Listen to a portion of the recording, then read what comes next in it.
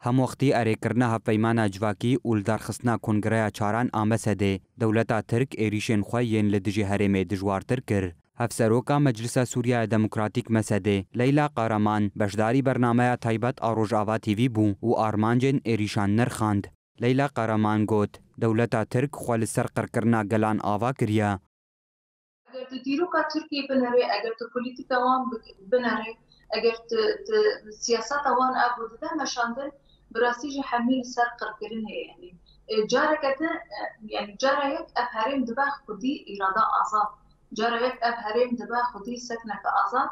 Cara yek ev herêm hemî pêkhate bi hev re jiyan dike.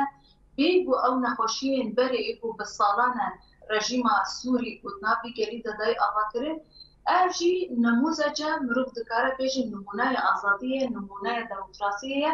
Ji bo wê jî em dibînin li herêma rêveberiya xwe ser êrişên wisa dide meşandin. Îdî rêvebirî ber ve bi rastî jî guhertineke mezin diçî, îdî ber ve pêkhateyên ku tê de jiyan dike hevgirtina xwe careke din nîşan de.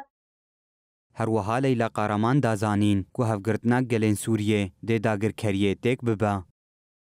و هفگرتنا وان یا اساسیه ما سلوگانا کنگره ما جی سروی بود هفگرتنا گلی سوری و ببه هیمان اساسی یا چرا سرکرنا پسکریکا سوری جبو چونا بر و سوریه که نانابندی و پررنگی یعنی دواریاتا گلک هولدانی مهنه جبو به خباتی گوام دیدن مشاندن گلک کمیته مهنه و امگاربن براستی جی یک اب بوهرتن دموگرافی یا کوتی چیکرین اب ایرشین بولسر هرمی تیکرین و امگاربن اب ایرش ام بدن راوستانده